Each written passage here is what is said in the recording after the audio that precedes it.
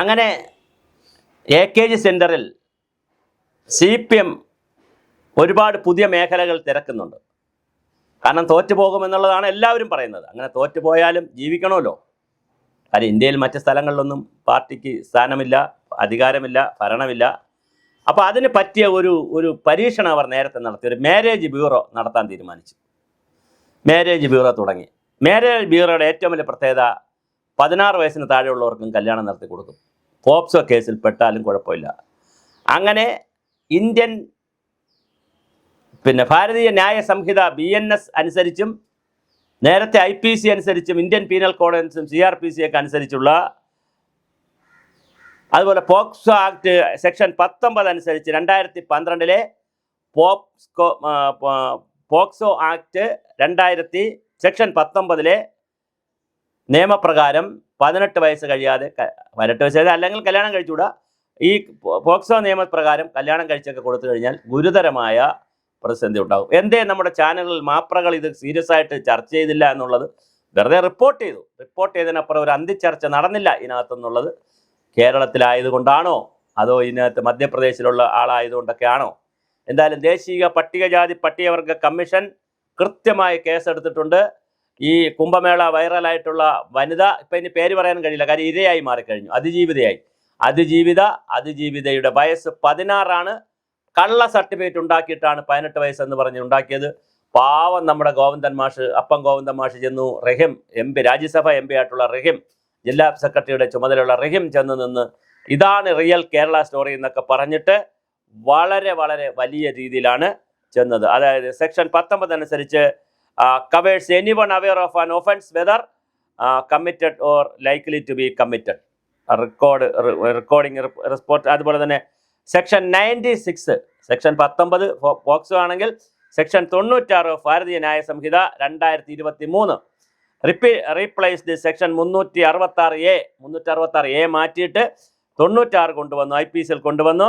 അതുപോലെ തന്നെ അത് പ്രൊക്കറേഷൻ ഓഫ് എ ചൈൽഡിന് എന്നുള്ള കുട്ടികളുടെ സംരക്ഷണത്തിന് വേണ്ടിയിട്ടും കുട്ടികളെ തട്ടിക്കൊണ്ടുപോകൽ അടക്കമുള്ള കാര്യങ്ങളിൽ വളരെ കൃത്യമായിട്ടുള്ള 18 വയസ്സിന് താഴെയുള്ള കുട്ടികളെ ഈ തട്ടിക്കൊണ്ടുപോവുകയോ അല്ലെങ്കിൽ അവരെ ഉപദ്രവിക്കുകയോ ബലാത്സംഗം ചെയ്യുകയോ അവരെ ഇല്ലീഗൽ ആക്ടിവിറ്റീസിനെ പ്രേരിപ്പിക്കുകയോ ഒക്കെ ചെയ്താൽ വളരെ വലിയ കുറ്റമായിട്ടുള്ള ഒരു കാര്യമുണ്ട്. എല്ലാം കൂടി കണക്കാക്കുമ്പോൾ ഒരു 200 വർഷമെങ്കിലും ജയിലിൽ കിടക്കാനുള്ള സ്കോപ്പ് ഉണ്ട്.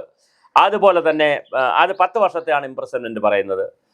Section 9 of the prohibition of child marriage act 2006, child marriage act, ശൈശവ വിവാഹത്തിനുള്ള എതിരെയുള്ള 2006 നിയമം സെക്ഷൻ 9 അനുസരിച്ചും ഇത് വളരെ കൃത്യമായ ഗുരുതരമായ തെറ്റാണ്. അതുപോലെ section 10 of the prohibition of child marriage act 2006 വീണ്ടും പറയുന്നതും, അതുപോലെ section 11 of child marriage act, prohibition of child marriage act 2006, അത് സെക്ഷൻ 9, 10, 11 എല്ലാം ചൈൽഡ് മാരേജ് ആക്ടിലെ ഇതെല്ലാം പറയുന്നത്. അതുപോലെ തന്നെ ചൈൽഡ് മാരേജ് ആക്ടിലെ വീണ്ടുമുണ്ട് സെക്ഷൻ 12 പറയുന്നതനുസരിച്ച് child marriage act declares child marriage act null and void invalid from the beginning. തുടക്കം മുതൽ എപ്പോഴാണോ കല്യാണം നടത്തിയെന്ന് പറയുന്നത് ആ നിമിഷം മുതൽ അത് നൾ ആൻഡ് വോയിഡ് ആണ് എന്ന് പറഞ്ഞാൽ അത് ഉപയോഗമില്ല, അത് അംഗീകരിക്കാൻ കഴിയില്ല. Specific covering coercive it applies when a minor is enticed away, അതായത് ഒരു മൈനറായിട്ടുള്ളൊരു കുട്ടിയെ അങ്ങനെ കല്യാണം കഴിപ്പിച്ച് കൊടുക്കാൻ പറ്റത്തില്ല എന്നാണ് അത് ന്യായസംഹിതയെ പറയുന്നത്. അതുപോലെ തന്നെ ഭാരതീയ ന്യായ സംഹിത 137 സെക്ഷൻ 137 2023 ന്യായസംഹിതകൾ വരുന്നത്. അതിൽ അതുപോലെ തന്നെ കിഡ്നാപ്പിംഗ്, തട്ടിക്കൊണ്ടുപോകൽ, ഈ കുട്ടിയെ തട്ടിക്കൊണ്ടുപോയ കണക്കിലും വരും. അപ്പോൾ ചൈൽഡ് മാരേജ് അബ്യൂസ്മെൻറ്റ് വരും, ചൈൽഡ് മാരേജ് ആക്ടിൽ വരും, പോക്സോ കേസിൽ വരും, തട്ടിക്കൊണ്ടുപോയ കേസിൽ വരും. അതുപോലെ തന്നെ ഇനി വേറെ തമാശയുണ്ട്. Section 32 of 1989 scheduled caste and scheduled tribe prevention of atrocity act അനുസരിച്ച് 1989 ആക്ട് അനുസരിച്ച് അതിൻ്റെ സെക്ഷൻ 325 അനുസരിച്ച് ഈ പെൺകുട്ടിയെ തട്ടിക്കൊണ്ടുപോയി. അത് പട്ടികജാതി പട്ടികവർഗമായതുകൊണ്ടുള്ള കണക്കുകൾ വേറെ വരുന്നു. വീണ്ടും ഭാരതീയ ന്യായ സംഹിത 2023 സെക്ഷൻ 141 ട്രാഫിക്കിംഗ് ഓഫ് പേഴ്സൺ, ഒളിച്ചു കടത്തൽ അല്ലെങ്കിൽ തട്ടിക്കൊണ്ടുപോകൽ, അതും ഇതിനകത്ത് വരും. അങ്ങനെ അങ്ങനെ അങ്ങനെ വന്ന് സെക്ഷൻ 54 ഫോർ ഭാരതീയ ന്യായ സംഹിത അബറ്റർ പ്രസൻറ്റ് എന്ന് പറയുന്ന സെക്ഷൻ, അതും ഇതിനകത്ത് വരും. അങ്ങനെ penetrative sexual assault under section 4 of POCSO, sexual അസാൾട്ടും വരും. അപ്പോൾ എത്ര കേസാണ് നോക്കണം. അതുപോലെ സെക്ഷൻ 64(2) അനുസരിച്ച്, അതും ഭാരതീയ ന്യായ സംഹിത 2023 അനുസരിച്ച്, rape on women who is incapable of giving consent. അപ്പോൾ 16 വയസ്സായ പെൺകുട്ടിയെ ലൈംഗികമായി ഉപയോഗിച്ചിട്ടുണ്ടെങ്കിൽ അത് റേപ്പ് എന്ന കൺസെപ്റ്റിലേക്ക് വരും. അതും വലിയ പ്രശ്നമാണ്. സെക്ഷൻ 337 ഓഫ് BNS വീണ്ടും അതുപോലെ അതും ഫോർജറി, തട്ടിക്കൊണ്ടുപോകുക, ഒളിച്ചു കടത്തൽ, ഇങ്ങനെ എല്ലാം വരുന്ന കാര്യങ്ങളാണ്. അതുപോലെ തന്നെ 234 സെക്ഷൻ 234 പിന്നെ ഫാൾസ് സർട്ടിഫിക്കറ്റ് കൊടുക്കുന്നത്, കള്ള സർട്ടിഫിക്കറ്റ് കൊടുക്കുന്നതുമായി ബന്ധപ്പെടുത്തിയിട്ടുള്ളത്. അങ്ങനെ section 84 of juvenile justice care protection of child act 2015, എത്ര നിയമമാണെന്ന് നോക്കൂ. ഒരു പാവപ്പെട്ട ഗോവിന്ദൻ മാഷും പാവപ്പെട്ട റഹീമും പോയി നടത്തിക്കൊടുത്തൊരു കല്യാണത്തിന് എത്ര വകുപ്പാണ് കിടക്കുന്നത് നോക്കൂ. ഒരു 10-20 വകുപ്പ് വന്നു കഴിഞ്ഞു. സെക്ഷൻ 174 ഓഫ് ഭാരത ന്യായ സംഹിത വീണ്ടും 2023, അൺഡു ഇൻഫ്ലുവൻസ്, അതായത് ആവശ്യമില്ലാത്ത സ്വാധീനം, നിർബന്ധപൂർവം സ്വാധീനം ചെലുത്തി അങ്ങനെ കല്യാണം കഴിപ്പിച്ചു. Section 18 of Hindu marriage act. അതിന് വേറെ തമാശയുണ്ട്. ആ അമ്പലം പറഞ്ഞ എന്താണെന്നറിയാവോ? മുസ്ലിമായ ഒരാളിന് അമ്പലം കല്യാണം നടത്തി കൊടുത്തിട്ട് ന്യായം പറയുകയാണ്, അത് ഞങ്ങൾ മിശ്ര വിഭാഗത്തെ പ്രോത്സാഹിപ്പിക്കുന്ന അമ്പലമാണെന്ന്. എന്ത് ന്യായമെന്നറിയില്ല. 1955 ഹിന്ദു മാരേജ് ആക്ട് അനുസരിച്ചും ഇത് തെറ്റാണ് ചെയ്തിരിക്കുന്നത്. അതുപോലെ തന്നെ സെക്ഷൻ 3, 4, 5 ഓഫ് ദി 5 എല്ലാം ഇത് പണിഷബിൾ ആണെന്ന് പറയുന്നു. അങ്ങനെ നോക്കുമ്പോൾ വളരെ വലിയ രസകരമായ ഒരു കല്യാണമാണ് നടത്തിക്കൊടുത്തത് നമ്മുടെ ചേട്ടന്മാർ.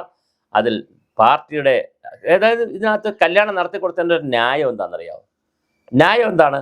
ഒരു മുസ്ലിമാണ്, ഒരാൾ നടത്തുന്ന പുരുഷൻ മുസ്ലിമാണ്, മറ്റത് ഹിന്ദുവാണ് എന്ന് വിചാരിക്കുക. അപ്പോൾ അങ്ങനെ ആയിക്കഴിഞ്ഞാൽ ഉടനെ അങ്ങ് നടത്തി കൊടുത്തു കഴിഞ്ഞാൽ BJPയെ കുറച്ച് തല്ലാൻ പറ്റുമോ എന്ന് പറയുക, കേരള സ്റ്റോറി ഇതാണെന്ന് പറയുക. ഇങ്ങനെ ഇക്കിളിപ്പെടുത്തുന്ന ചില പരിപാടികളാണ് ഈ ചേട്ടന്മാരെയൊക്കെ മോഹിപ്പിച്ചത്. അല്ലാതെ റിയൽ ആയിട്ടുള്ള മിശ്ര വിവാഹമാണെങ്കിൽ അവർ ചെയ്തോ. ഇപ്പോൾ ഗോവിന്ദൻ മാഷ് ഏതെങ്കിലും മുസ്ലിമിനെ കല്യാണം കഴിച്ചോ, ഏതെങ്കിലും ക്രിസ്ത്യാനിയെ കല്യാണം കഴിച്ചോ? അങ്ങനെ മിശ്ര വിവാഹവും നടത്തിയിട്ടില്ല.